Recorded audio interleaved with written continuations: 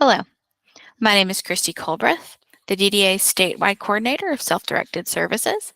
In this video, I'll be sharing a walkthrough of the Self-Directed Budget Modification Form as updated on May 31st, 2023.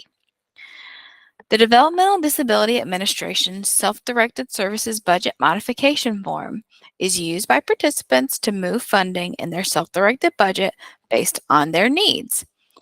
The budget modification form is a fillable Microsoft Excel spreadsheet that captures information related to changes in your allocated budget. Yellow spaces within the sheet may be filled in. White and blue spaces will automatically calculate and cannot be changed.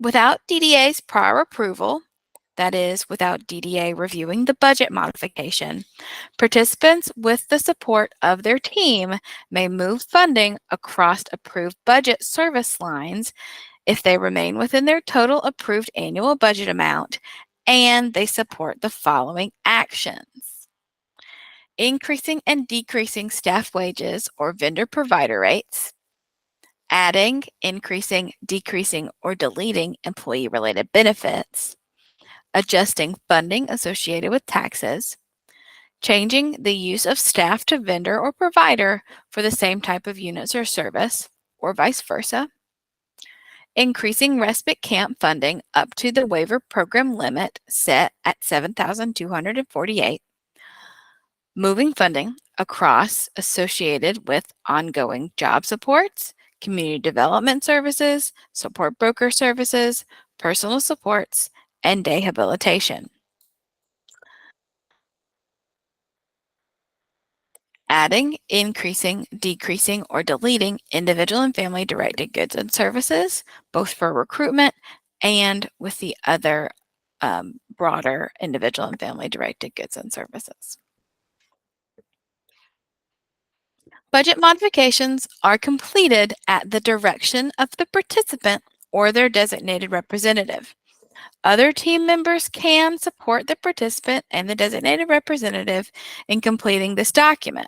However, the FMCS cannot process budget modifications that are completed by or sent by a support broker or other employee or paid vendor of the participant.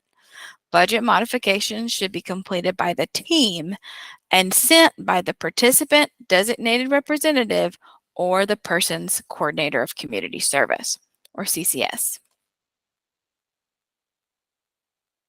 Now, let's review how to complete the self-directed service budget modification form. And as we do that, I will be completing this form as an example. So first, we have participant name. Here, we will use my favorite example, J. Doe. Next, we will enter the effective date of the modification. Here, we're going to imagine that it is fall 2023, and we're making the change for October 1st, 2023. Jay's annual plan date is the date that their PCP began, which will be 7/1/2023. And from the drop-down menu, choose the participant's FMCS agency. For Jay, that's GT Independence. And from for the region, from the drop-down menu, choose Central, Eastern Shore, Southern, or Western. For Jay, we'll choose Western.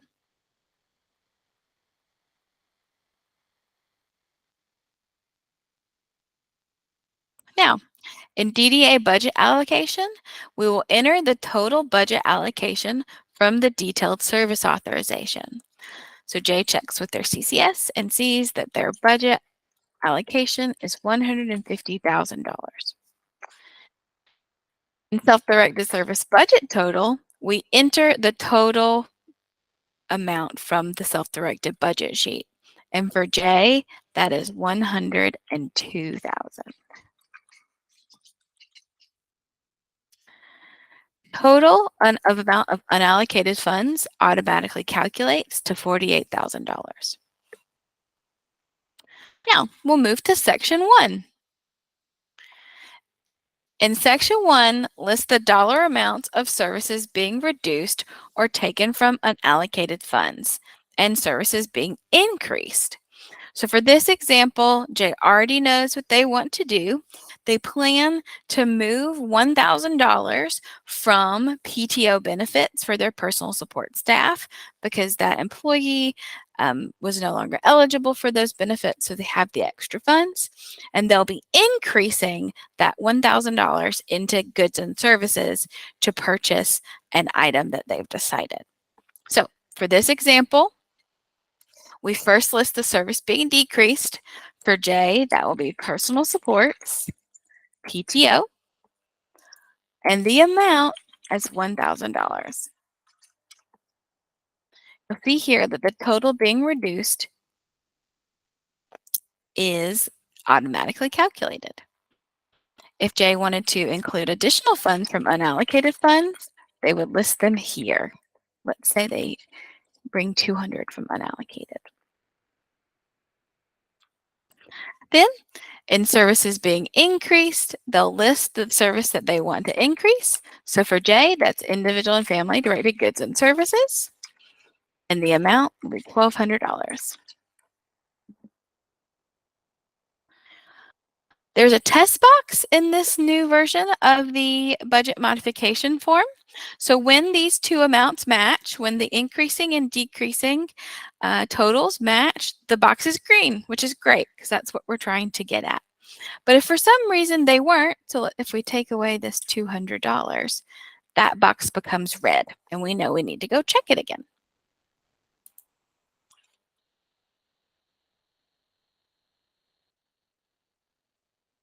Section 2, participant approval. The person self-directing, their legal guardian, or their designated representative should sign the modification to approve the request. Then the CCS signs to attest that the person approved that request. Now, after the modification has been signed by the CCS, it goes to the FMCS of the person, and that the FMCS must determine if this modification meets the DDA standards. If the FMCS determines that the modification does meet the standards, the modification will be processed quickly. If the FMCS determines that the modification does not meet program standards, it gets sent to the DDA regional office for review.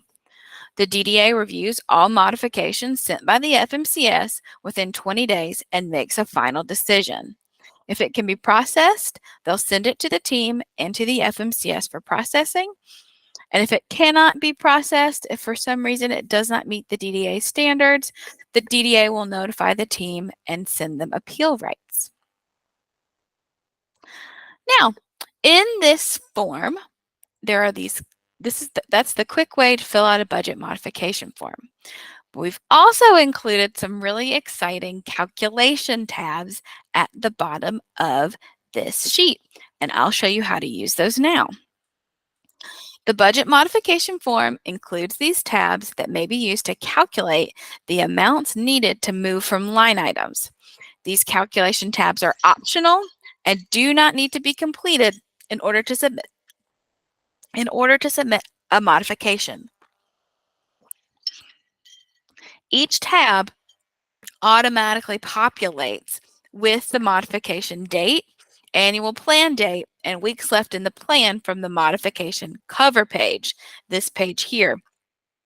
In order for the tabs to calculate correctly, you must complete this section of the cover page first, as we have it here. So let's choose our first tab, Wage and Rate Changes.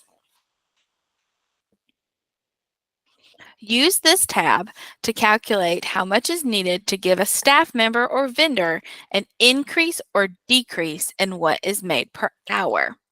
So I'll zoom in so we can see the form, and we will do an example. Let's say that Jay wants to increase his personal support employee by $2 per hour. They make $22 and they want them to make $24 an hour. So we'll choose From our drop-down menu, the service being changed. So for J, that would be personal supports. Then we would look at the plan and see how many number of hours per week that employee works. For this example, we'll say 40. We check the HR files and see that that employee right now makes $22 per hour, and Jay wants them to make 24.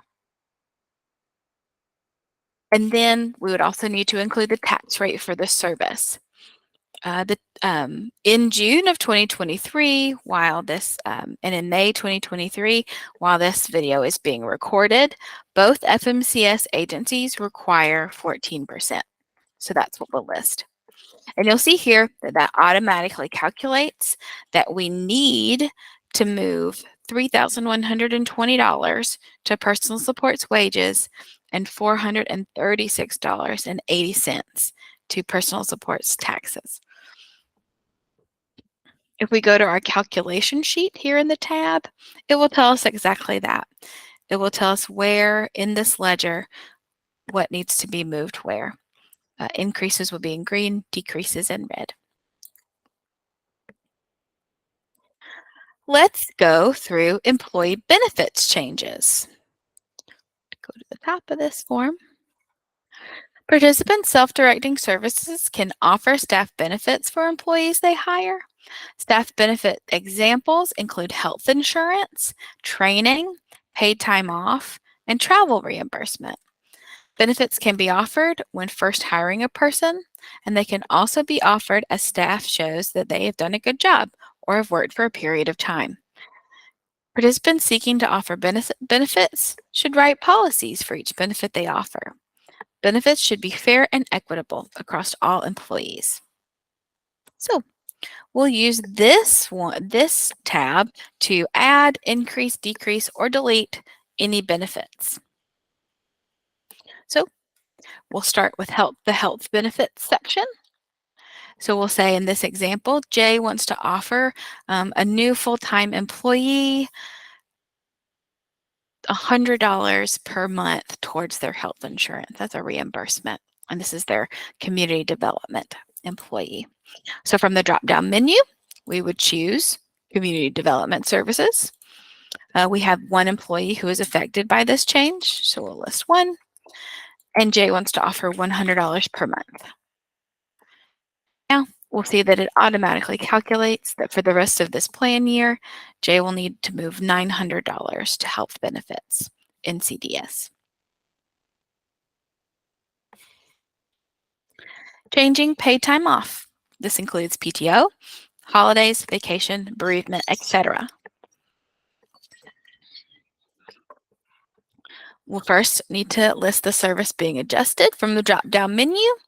We'll say that this will apply to Jay's support broker. So we know that that's one support broker being affected under number of employees. Jay currently pays their employee $50 per hour, and they want to give this employee 30 hours of total PTO for the year. So we write 30.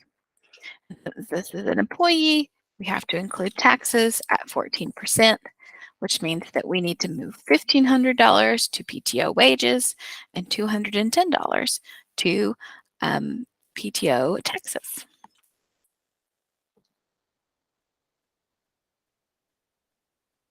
Changing sick and safe leave. This applies to Montgomery County employers only, and it's very similar to how the PTO section works, but we'll show another example. For service being adjusted, we'll choose nursing support services. For the number of employees affected, we'll choose one again. Jay pays their nurse $55 per hour and wants to offer 30 hours of sick and safe leave.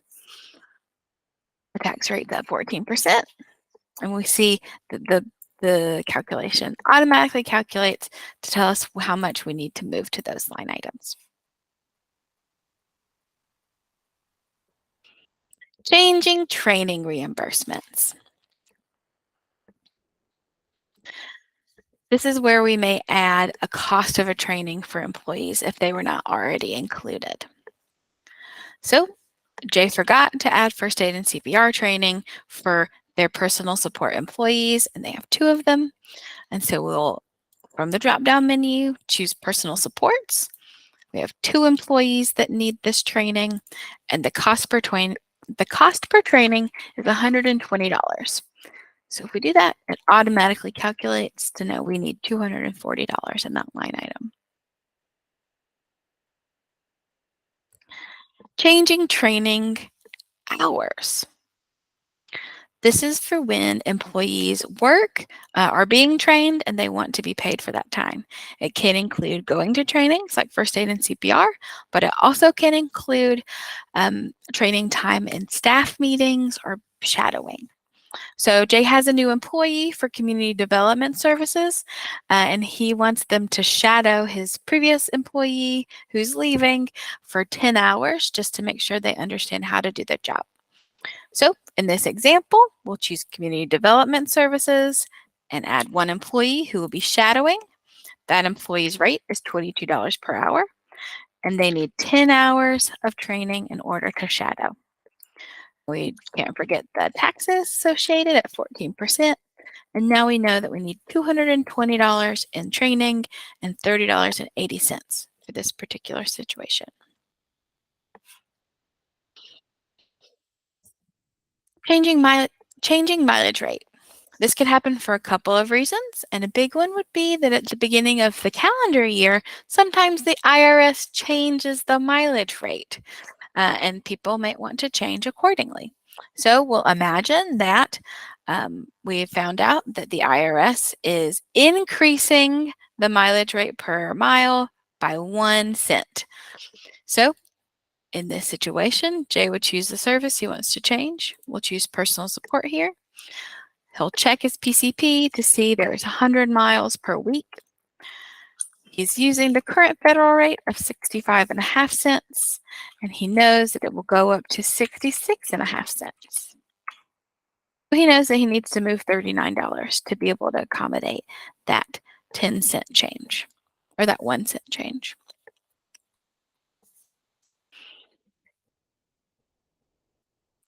Changing the mileage amount. This may be if there are too many miles or not enough miles in a particular service, you might want to adjust. And in this situation, we'll try a decreased example. Jay's personal support employee, Jay got a job really close to home, and so he's been spending more time working close to home than he anticipated, and so he needs fewer miles. So we'll pull personal supports again. From the drop-down menu, in the PCP, they have 100 miles listed, but they know they actually only need 75. So we put 75 there, and that mileage rate is 65.5 cents. And this parenthesis shows that this is the miles. The parenthesis shows that needs to be decreased. This is the amount that can be decreased from that line item.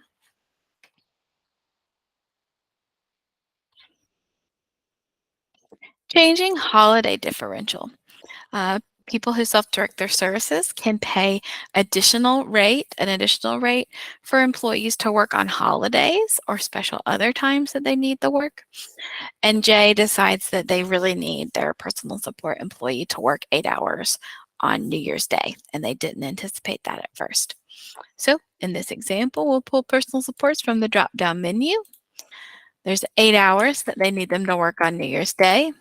This employee works $25 per hour regularly, but Jay wants them to get paid $30 per hour. And we include that tax rate, and this shows how much funding is needed to move to make sure that employee can get paid that holiday rate.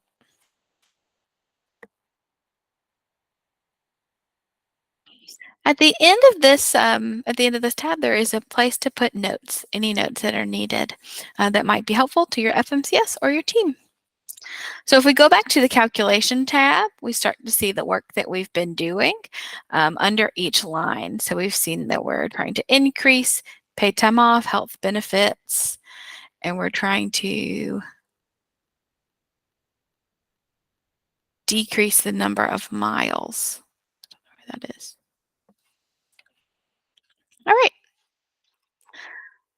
Let's move to the next section. Changing a service from using a staff to using a vendor or provider, or vice versa. This tool can be completed if you're changing a service to using employees and to instead changing to use vendors, or you use vendors and you want to change to use employees. So we'll show you 2 examples of how to do that. First, we'll show you an example of how to go from using an employee to using a vendor or a contractor. Jay decides that their job coach isn't working out too great, so they want to use a provider agency to provide those employment services to them. So we'll pick employment services, ongoing job supports.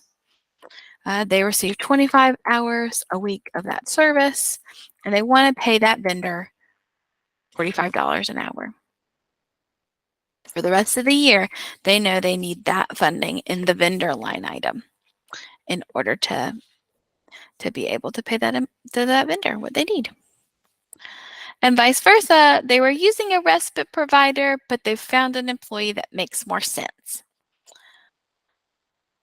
So from the drop-down menu, we choose respite, that's support broker. There are 2 total hours of respite per week. They want to pay that employee $25 per hour at that 14% rate. Then you see this is the funding that is needed for respite for the rest of the year. Again, there's a place to include notes at the end of this section as well.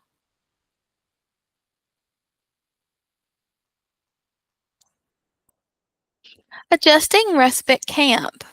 You might complete this tool if you're changing to respite camp.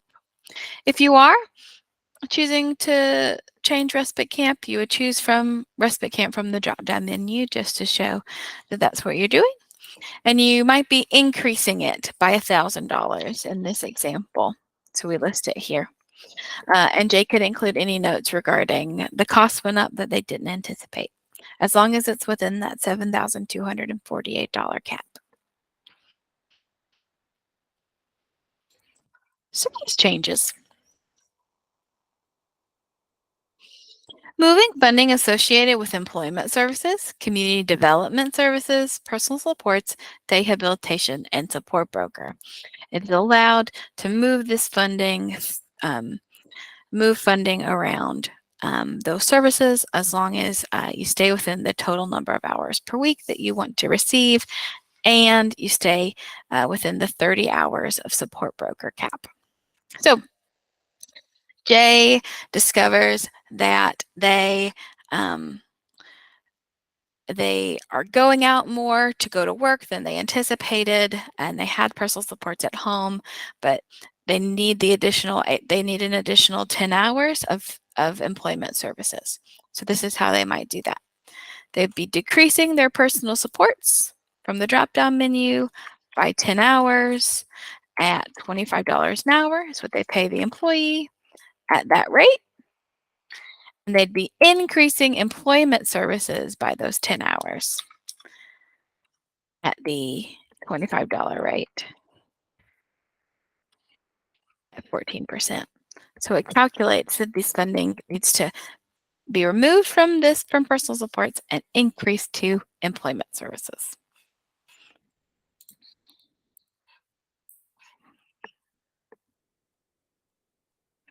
Changing individual and family directed goods and services. This is also a simple one. If you're adjusting individual and family directed goods and services, you choose that from the drop down. You have both recruitment, which is up to $500 per year, or other allowable, which does not have a cap. So if you're choosing that, then you would choose the amount that you need to change it by and list that amount there. You can note the details of the change. It is important to know that along with the budget modification, you will need to complete the individual and family directed goods and services form that will be available soon, along with our guidance and our webinar in a few weeks. Other tax changes. A person may move funds to and from tax lines to add additional benefits. When decreasing tax lines, there should always be enough funds to cover the taxes required for the rest of the year. So here, Jay has found that their support broker taxes are no longer needed because they chose a vendor. So they are changing the support broker taxes, and it's being decreased. And the total amount being decreased from their budget statement is $1,200. They might explain why that tax is being changed. And here they would say, I chose to go with a vendor for my support broker, so I have this additional funding. And then you just want to attest that you do have enough taxes remaining for the rest of the year to employ the people you employ. Great.